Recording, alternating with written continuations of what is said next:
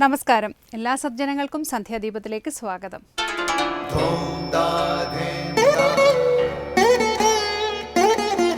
ശുഭം ഭവതു കല്യാണമായുസാരോഗ്യവർദ്ധനം സർവദുഃഖ വിനാശായ സന്ധ്യാദീപം നമോസ്തുതേ.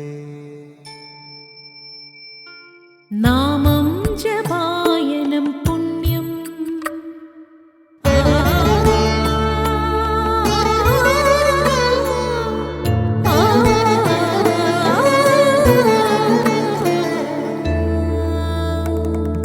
നാമം ജപായനം പുണ്യം നിരുപമദീപാങ്കുരം പോലെ സ്വരശ്രുതിലയവരമതുലം ദീവാങ്കണം മോക്ഷസംഗീതസാരം നീളും വഴിത്താരയിൽ ജീവതാരം മന്ത്രാലാപം മായാവിൻ നിൻ പ്രസാദം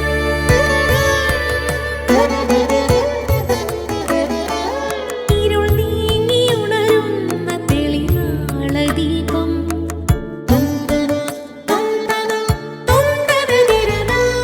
ഇരുൾ നീങ്ങിയുണരുന്ന തെളിനാളദീപം പ്രണവാമൃതം ചൊരിയുന്ന ദീപം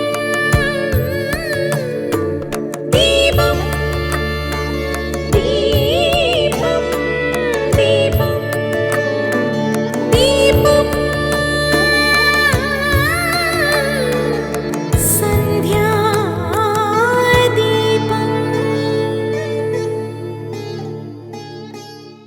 ഗായത്രി മന്ത്രത്തിന്റെ ഉപാസ്യദേവതയായ സവിതാവും പ്രപഞ്ചത്തിൽ മുഴുവൻ വ്യാപിച്ചിരിക്കുന്ന ചൈതന്യമാണ്. പ്രപഞ്ച നിയന്താവാണ്.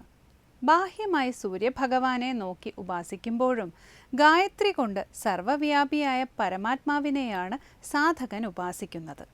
ബുദ്ധിയെ പ്രചോദിപ്പിക്കാനാണ് ഗായത്രിയിലെ പ്രാർത്ഥന. ബുദ്ധിയെ സാത്വിക വൃത്തികളിലേക്കും ആത്മജ്ഞാനത്തിലേക്കും നയിക്കണമെന്നാണ് പ്രാർത്ഥിക്കുന്നത്. ഇങ്ങനെ ഏറ്റവും ഉദാത്തമായ ഭാവങ്ങളാണ് ഗായത്രി മന്ത്രോപാസനയിൽ അടങ്ങിയിരിക്കുന്നത്. മനസ്സിലെ നിഷേധാത്മക വൃത്തികളെ ഇത് നീക്കം ചെയ്യുന്നു. സന്തോഷവും ഉന്മേഷവും സച്ചിന്തകളും മനസ്സിൽ നിറയ്ക്കുന്നു. ഏകാഗ്രത, ബുദ്ധിശക്തി, ഓർമ്മശക്തി, തേജസ്, ആരോഗ്യം, ഐശ്വര്യം എന്നിവയെല്ലാം ഗായത്രി ഉപാസനയിലൂടെ ലഭിക്കുന്നു. നക്ഷത്രഗ്രഹാദി സകല പ്രപഞ്ച ഘടകങ്ങളെയും പ്രസാദിപ്പിക്കാൻ ഗായത്രി ഉപാസനയിലൂടെ സാധിക്കും. ധർമ്മം, അർത്ഥം, കാമം, മോക്ഷം എന്നീ ചതുർവിധ പുരുഷാർത്ഥങ്ങൾ ഗായത്രി ഉപാസന കൊണ്ട് നേടാം. അഷ്ടൈശ്വര്യ സിദ്ധികളും ഇതിലൂടെ കൈവരിക്കാമെന്ന് ആചാര്യന്മാർ പറയുന്നു. തുടർന്ന് ശ്രീ കാവാലം ശ്രീകുമാർ ദക്ഷിണാമൂർത്തി സ്തോത്രം ആലപിക്കുന്നത് കേൾക്കാം.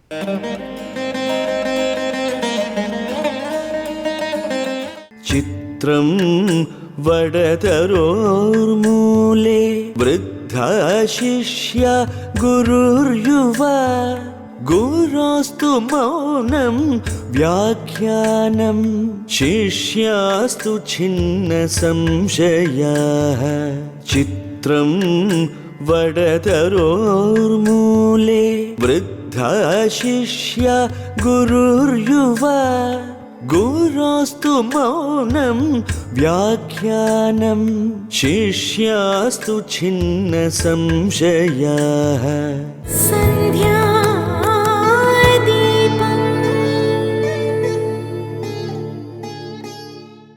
അടുത്തതായി ശങ്കര സ്തോത്രാമൃതം.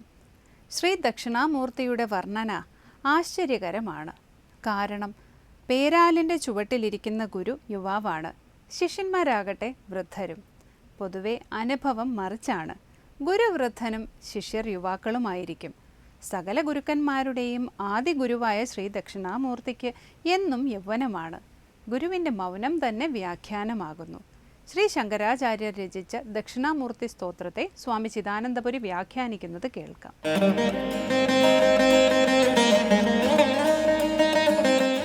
ശങ്കരകൃതികളിൽ ദക്ഷിണാമൂർത്തി സ്തോത്രമാണ് നമ്മൾ പഠിക്കാൻ പുറപ്പെടുന്നത്.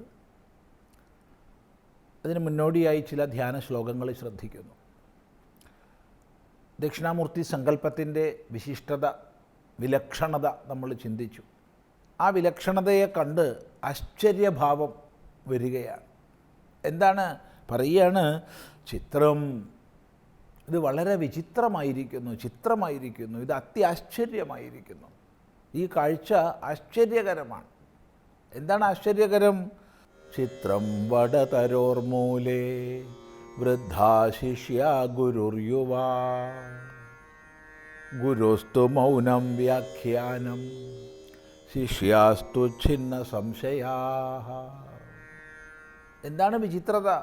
പറയുന്നു വടതരോഹോ മൂലേ, വടതരുവിൻ്റെ മൂലത്തിൽ, തരു വൃക്ഷം, വടതരു പേരാൽ വൃക്ഷം, വടവൃക്ഷം, വടവൃക്ഷത്തിൻ്റെ മൂലത്തിൽ വൃദ്ധാഹ ശിഷ്യാഹ, ശിഷ്യന്മാരെല്ലാം വൃദ്ധന്മാരാണ്, ഗുരുനാഥനാകട്ടെ യുവാവാണ്. ഇതാണ് വിചിത്രത. സാധാരണ ലോകത്തിൽ തിരിച്ചാണ് പതിവ്. ശിഷ്യന്മാരെപ്പോഴും യുവാക്കളും അഥവാ ബാലന്മാരും, ഗുരുനാഥന്മാർ വൃദ്ധന്മാരുമായിരിക്കും. അതാണ് ലോകസാമാന്യമായിട്ട് നമുക്ക് പരിചയമുള്ളത്. എന്നാൽ ഇവിടെയാകട്ടെ നേരെ തിരിച്ചാണ്. യുവാവാണ് ഗുരുനാഥൻ. ദക്ഷിണാമൂർത്തി യുവഭാവത്തിലാണ്. ഇത് പ്രത്യേകം ശ്രദ്ധിക്കേണ്ടതാണ്. അധ്യാത്മവിദ്യയെക്കുറിച്ച് പറയുമ്പോൾ പൊതുവേ നമ്മുടെ സമൂഹത്തിൽ ഈ ആത്മീയ സാധനകളും ആത്മീയ പഠനങ്ങളും ഒക്കെ വൃദ്ധന്മാർക്ക് വേണ്ടതാണ്. മറ്റെല്ലാ വ്യവഹാരങ്ങളിൽ നിന്നൊക്കെ റിട്ടയറായി, ഇപ്പോൾ തൊഴിലൊന്നുമില്ല, എന്നാൽ കുറച്ച് ആധ്യാത്മികമൊക്കെ ആയിക്കളയാം എന്നൊക്കെയുള്ളൊരു സങ്കല്പമാണ് പൊതുവേ ഉണ്ടാവുക. പൊതുവേ ആധ്യാത്മിക പാഠനങ്ങളൊന്നും ചെറുപ്പക്കാർക്ക് വേണ്ടതല്ല എന്നൊക്കെ ചില ധാരണകൾ നമ്മുടെ ഇടയ്ക്കുണ്ട്. എന്നാൽ ഭാരതീയമായ ഗുരുസങ്കല്പത്തിൽ പരമഗുരു, സകല ശാസ്ത്രങ്ങളുടെയും മൂലമായ ഗുരുസ്ഥാനം ദക്ഷിണാമൂർത്തിയാണ്. ആ ദക്ഷിണാമൂർത്തി യുവാവാണ്. ഇതാണ് നമ്മൾ ശ്രദ്ധിക്കേണ്ടത്. യുവാവാണ്. ഈ ഒറ്റ ആശയം ശ്രദ്ധിച്ചാൽ മതി. ഭാരതീയമായ വൈജ്ഞാനിക പദ്ധതിക്കനുസരിച്ച് വൃദ്ധന്മാർക്കുള്ളതൊന്നും അല്ല ആത്മവിദ്യ, എല്ലാവർക്കും ഉള്ളതാണ്. ഇവിടെ ഗുരുനാഥൻ തന്നെ യുവാവാണ്. ശ്രദ്ധിക്കുക. അപ്പോൾ ശിഷ്യന്മാരൊക്കെ വൃദ്ധന്മാരാണ്, ഗുരുനാഥനാകട്ടെ യുവാവാണ്. ഇതാണ് വിചിത്രത. ഇനി മറ്റൊരു വിചിത്രതയുണ്ട്. അതെന്താണ്? ഗുരോസ്തു മൗനം വ്യാഖ്യാനം, ഗുരോഹോ മൗനമഭി വ്യാഖ്യാനം ഭവതി. ഗുരുവിൻ്റെ മൗനം പോലും വ്യാഖ്യാനമാവുകയാണ്. അഥവാ ഗുരുവിൻ്റെ വ്യാഖ്യാന ശൈലി മൗനമാണ്. വാചാലമായിട്ട് സംസാരിക്കുകയല്ല, ഒരു വാക്കുപോലുമില്ല. തൻ്റെ ഗീതോപദേശത്തിൽ മൗനം ചൈവാസ്മി ഗുഹ്യാനാം, രക്ഷണീയമായതിൽ വെച്ച് ഏറ്റവും ശ്രേഷ്ഠമായത് മൗനമാണ് എന്ന് പറയുന്നുണ്ട്. അപ്പോൾ ഇവിടെ വാക്കുകൾക്ക് അതീതമായ പരമസത്യത്തെ തൻ്റെ സാക്ഷാത്കാരത്തിൻ്റെ ദൃഢതയിൽ, അനുഭവ സമ്പത്തിൻ്റെ ദൃഢതയിലിരിക്കുന്ന ഗുരുനാഥൻ മൗനമാകുന്ന ഭാഷയിലൂടെയാണ് സന്നിവേശിപ്പിക്കുന്നത്. ആ മൗനമാകുന്ന ഭാഷയ്ക്ക് വ്യക്തത നൽകാൻ ചിന്മുദ്ര കൂടി ഉണ്ടെന്നുള്ളത് നമ്മൾ ശ്രദ്ധിച്ചു കഴിഞ്ഞു. ജ്ഞാനമുദ്ര. അല്ലാതെ വാക്കുകളുടെ സഹായമൊന്നുമില്ല, വൈഖരിയായിട്ടുള്ള ഉപദേശങ്ങളില്ല. എന്നാൽ ശിഷ്യാഹാത്തു ഛിന്ന സംശയാഹ, ശിഷ്യന്മാർ സംശയങ്ങൾ ഛേദിക്കപ്പെട്ടവരായിരിക്കുന്നു. ശിഷ്യന്മാരുടെ എല്ലാ സംശയങ്ങളും നീങ്ങിയിരിക്കുക. ഇവിടെ രണ്ടെണ്ണം ഒത്തുചേർന്നിരിക്കുക. ശ്രേഷ്ഠനായ ഗുരുവും അത്ര തന്നെ ശ്രേഷ്ഠരായ ശിഷ്യരും. മൗനത്തിലമർന്ന ഗുരു, ആ മൗനത്തെ വായിച്ചെടുക്കാൻ കഴിയുന്ന ശിഷ്യന്മാർ. ഇവിടെ ഗുരുവിൻ്റെ മൗനം മാത്രം പോരാ, ശിഷ്യനത് മനസ്സിലാക്കാനുള്ള സാമർഥ്യം കൂടി വേണം. അല്ലെങ്കിൽ ഗുരുനാഥൻ അറിയാത്തതുകൊണ്ട് മിണ്ടാതിരിക്കുക എന്ന് തെറ്റിദ്ധരിച്ചേക്കാം. അഥവാ ഗുരുനാഥൻ പറയാത്തത് ധരിച്ചെന്ന് വരാം. എന്തിന് മൗനത്തെക്കുറിച്ച് പറയുന്നു? ദേവന്മാരോടും മനുഷ്യന്മാരോടും അസുരന്മാരോടും ദ എന്നൊരു ഉപദേശം നൽകി ബ്രഹ്മാവ്. ഇപ്പോൾ 3 പേരും തത്വജ്ഞാനത്തിന് ബ്രഹ്മാവിനരികെ ചെന്നതാണ്. ബ്രഹ്മാവ് ഒറ്റ അക്ഷരം മാത്രം 3 പേരോടുമായി പറഞ്ഞു, ദ, വേറൊന്നും പറഞ്ഞില്ല. ഇപ്പം ദേവന്മാർ പൊതുവെ ആഡംബരപ്രിയരാണ്. അവർ വലിയ ആഡംബരങ്ങളിൽ കഴിയുന്നവരാണ്. അതുകൊണ്ട് അവർ വിചാരിച്ചു ജീവിതത്തിൽ കുറേയൊക്കെ ദമം വേണം, ഇന്ദ്രിയ നിയന്ത്രണം വേണം എന്നാണ് ബ്രഹ്മാവ് ഉപദേശിച്ചതെന്ന്. മനുഷ്യന്മാർ പൊതുവെ പണം, സ്വത്ത് സമ്പാദിക്കുന്നതിൽ താത്പര്യമുള്ളവരാണ്. അതുകൊണ്ട് മനുഷ്യന്മാർ വിചാരിച്ചു ദാനം ചെയ്യണമെന്നാണ് ബ്രഹ്മാവ് ഉപദേശിച്ചതെന്ന്. അസുരന്മാർ പൊതുവെ ഹിംസാപ്രകൃതികളാണ്. അതുകൊണ്ട് അവർ വിചാരിച്ചു ദയ ചെയ്യണമെന്നാണ് ബ്രഹ്മാവ് ഉപദേശിച്ചതെന്ന്. എന്താ ബ്രഹ്മാവ് ഉപദേശിച്ചത്? ദാന്ന് മാത്രമാണ്. അതിലൂടെ എന്താണ് ബ്രഹ്മാവ് മൊത്തത്തിൽ പറഞ്ഞത്? അത് ഉപനിഷത്ത് ഒന്നും പറയുന്നില്ല. പക്ഷേ 3 പേര് അവരവരുടെ നിലയ്ക്കാണ് മനസ്സിലാക്കിയത്. അത് തെറ്റെന്ന് പറയാൻ നമുക്ക് സാധ്യമല്ല. പക്ഷേ ഒരു ഗുരുവിൻ്റെ ഒരു സമയത്തുള്ള ഒരു വാക്കിനെ 3 ശിഷ്യന്മാർ 3 പ്രകാരത്തിലാണ് ഗ്രഹിച്ചത്. ഇത് ലോകത്തിലും ശ്രദ്ധിക്കേണ്ടതാണ്. അപ്പോൾ ഗുരുനാഥൻ്റെ മൗനം സ്വാനുഭൂതിയുടെ ദൃഢതയിൽ നിന്ന് പരമസത്യം അവാച്യമാണെന്ന അനുഭവജനിതമായ ബോധത്തിൽ നിന്നുണ്ടാകുന്നതാണ്. പക്ഷേ അതുകൊണ്ട് സാധകനെ സംബന്ധിച്ച് ആ മൗനത്തെ വായിച്ചെടുക്കാനുള്ള പക്വത ശിഷ്യനുള്ളിലുണ്ടെങ്കിൽ മാത്രമേ അത് സഫലമാകൂ. എന്നാൽ ഇവിടെയാകട്ടെ ഗുരുവിൻ്റെ വ്യാഖ്യാനമാകുന്ന മൗനം ശിഷ്യന്മാർക്ക് എല്ലാ സംശയങ്ങളെയും ഛേദിപ്പിക്കുന്നതായി തീർന്നു. അതാണ് ഗുരുസ്തു മൗനം വ്യാഖ്യാനം ശിഷ്യാസ്തു ഛിന്ന സംശയാഹ എന്ന് പറയുന്നത്. ഇത് വളരെ വിചിത്രതയാണ്.